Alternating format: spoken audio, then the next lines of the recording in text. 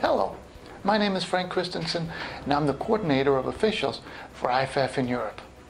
This is the fourth of 5 training tapes dealing with defensive pass interference, and today we're looking at probably the most common category, which is not playing the ball.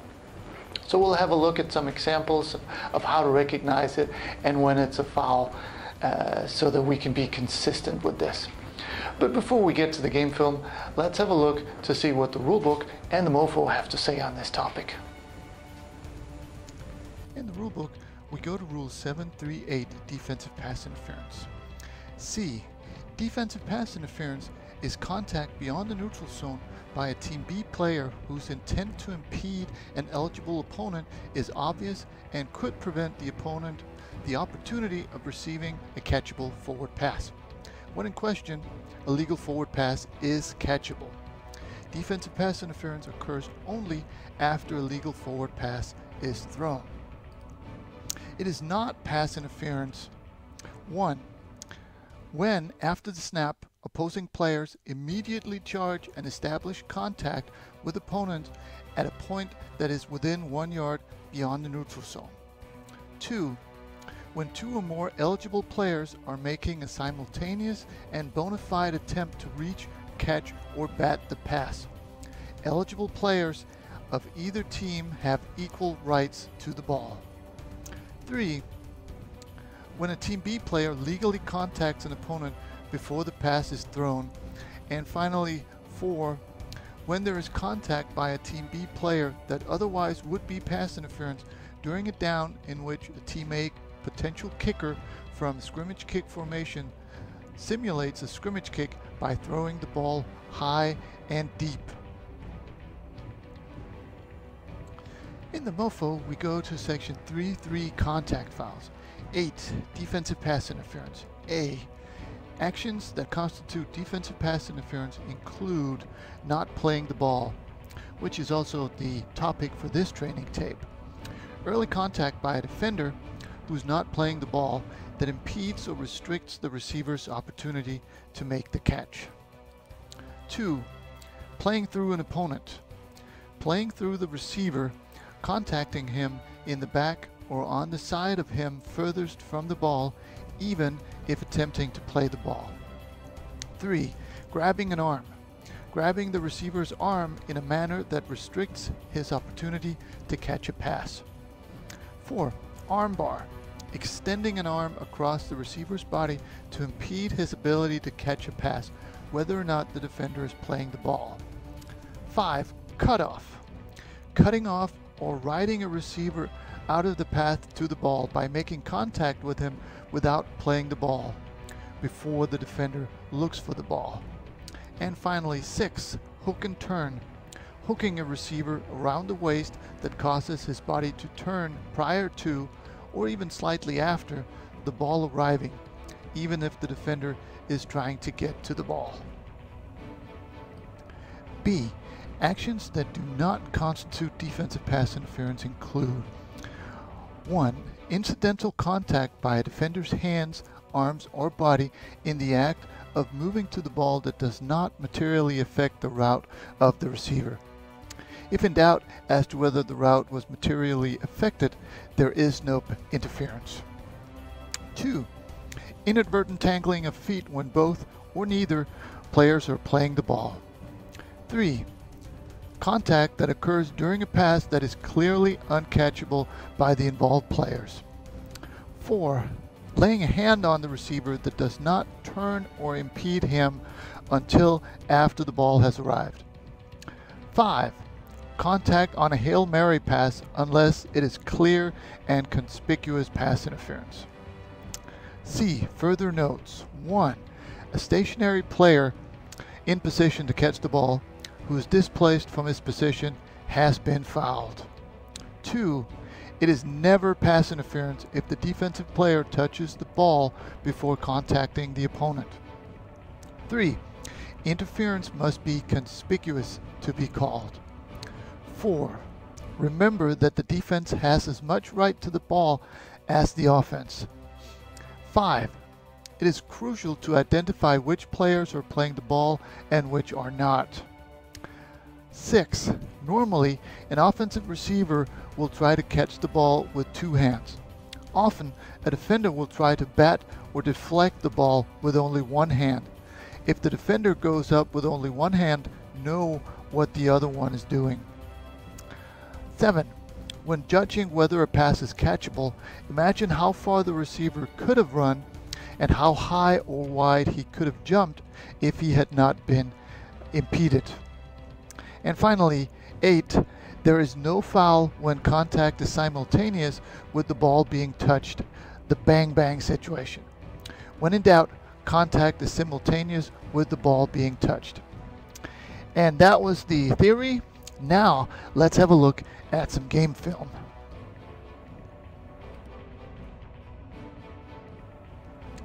In this first play, we're looking at the slot back closest to the camera here, and he's going to go downfield, as you'll see.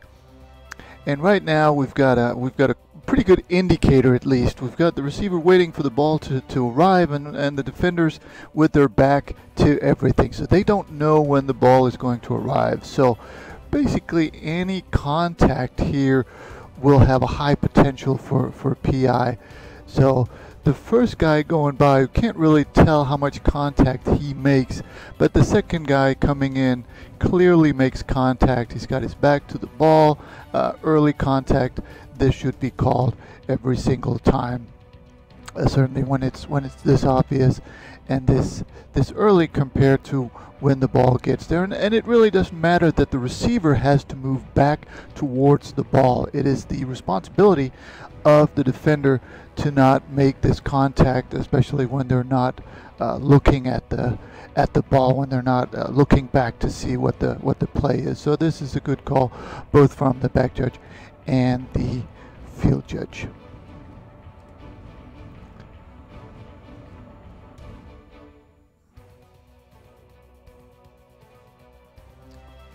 In this one, we're looking at the slot back here closest to the camera. He's going to go downfield and turn into deep wing key, and right there we've got fairly good coverage from 3 different officials. Now there are 2 contacts here really, so let's take this one first. Right there, he even the cornerback tries to look back, but he's already making contact, putting the receiver slightly off balance. So that would be, this is the pass interference that we're looking at. That push right there at the end is after the ball is passed and almost after the ball is incomplete on the ground, and it's not enough for a personal foul. So that push is not what we're looking for. It's right there where he's making contact and then he's looking back.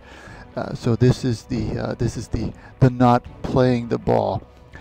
We've got right now we've got 3 sets of officials looking at this, as we should. The back judge does a good job of coming over, and we've got 3 flags here. Now if we look at the short wing here, he's got a flag also, and he is now, even though he's got a flag, he turns and starts with the ball relay, and we really want to get the penalty sorted out before we start looking at balls and ball relay. And even for these 3 guys to come together and talk, and while they're doing that, you know, the umpire or the center judge can go get a new ball if we have time for that. So really try to complete the communication there and get that to the referee before we start looking at ball relay.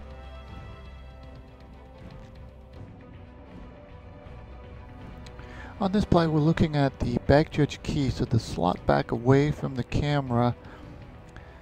At least he is initially the back judge key. As soon as the ball is in the air right now, both the back judge, the side judge, the deep wing over there, and the short wing, the linesman, will all be keying in on this action. And right there, you see the cornerback really doesn't look at the ball. He's got his focus on the receiver all the way. And again, it doesn't matter that the receiver is actually almost initiates the contact by going for the ball. As soon as the cornerback doesn't look for the ball and creates this contact, or the contact is made, we're going to put it on the defender as defensive pass interference. Now, let's say that the receiver stepped on the sideline before this contact happened. In that case, there would be no defensive pass interference because now the receiver is out of bounds, and you can't have pass interference against the receiver out of bounds. The other thing to note here is the deep wing. Typically, we want the deep wing to stop at the goal line when they're backpedaling. However, here it becomes fairly obvious that the interesting place to watch is at the sideline around the 4 or 5 yard line. So the goal line here is not important. So he does a good job of getting into position where he can rule on the play. Now that's in the end zone in this case, and that's fine as long as the goal line is not threatened. So good job by this deep wing. We end up with flags from the two deeps. We could also have had a flag from the short wing.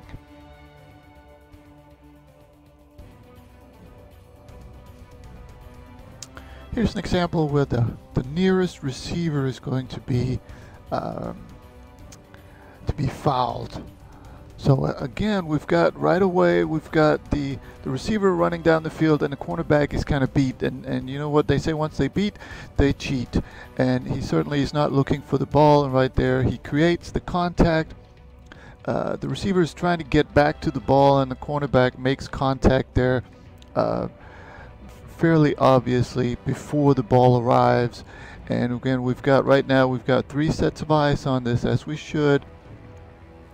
And we've got a good call from at least some of the officials. So here again, we've got the indicators. The cornerback is not looking. The receiver comes back for the ball, and we've got early contact. And this is DPI not playing the ball. On this play, we're looking at the nearest receiver, and we're starting to see the same indicators. So we've got the receiver moving, and the cornerback is beat there, and his focus is on the receiver. We've got the receiver not as much here, but still reaching back towards the ball, and the cornerback creating contact before the ball gets there and impedes the receiver. So we're starting to see what we need to look for in these types of not playing the ball situations. And again, as soon as the ball is in the air, which is here, we've got the back judge coming over. We already have the short wing and the deep wing looking at this, so we've got 3 sets of eyes, which is good. Clear early contact and good call by the back judge and the deep wing. We could also have had a flag from the short wing.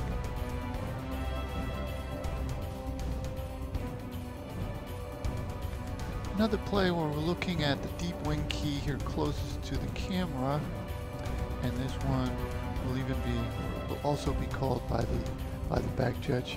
And it just looks like, well, first of all, the defender is not looking at the ball. It looks like he's trying to time his contact with the ball.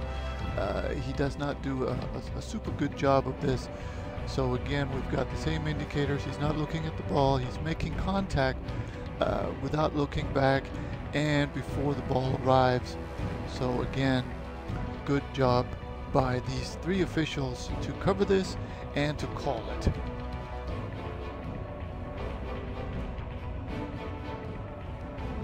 On this play, we're looking at the tight end here closest to the camera. He's going to go down and obviously be fouled.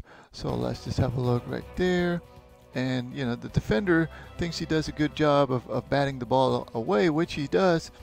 However, he does, you know, we've got the same situation here again. The receiver down the field looking back, and the cornerback not looking back. So any contact right there, I think it's obvious that the cornerback is pushing the receiver. You see his upper body getting pushed away, and then even though the cornerback turns around after making the contact and bats the ball away, you know, by then the harm has already been done.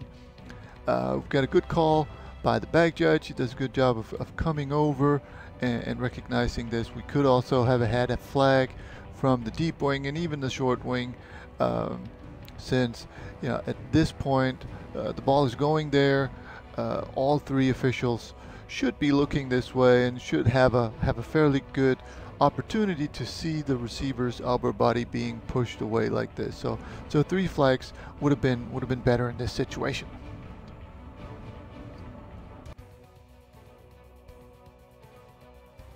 On this play, we're looking at the receiver here closest to the screen, and this is going to be interesting for a different reason, because his own cornerback is actually looking back for the ball. But if we're looking at the safety number B7 coming in, he doesn't look at the ball at all anymore, and he creates early contact. Now, sometimes we say if there is potential DPI here and then the ball is intercepted well before the ball gets there, then there is no pass interference. However, here I think it's fairly obvious that if this contact by number 7 on the intended receiver A33 had not happened, then 33 would certainly have had a chance at making a play for the ball, and that chance is taken away from him here. So I think this is a good example of a situation where we should have, and I think we do have, a flag down for DPI not playing the ball by B7, even though the ball is subsequently intercepted by B23. So let's compare this play to the last play where we have a not quite identical, but at least similar situation.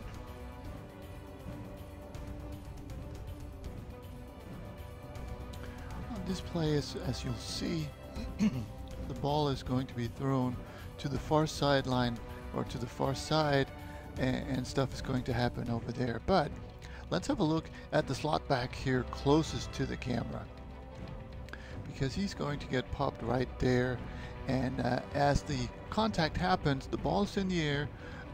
This is an eligible receiver, so technically this would be pass interference. However, since the ball is thrown, clearly away from him across the field, the quarterback never even looks at him. This is one where we can not call pass interference by philosophy. Compared to the previous one where the contact happens right as the ball, or right before the ball arrives to that receiver, here we've got contact on a different receiver far away from where the ball ends up. So I think we can let this one go. Also, I don't think this is enough for an unnecessary roughness.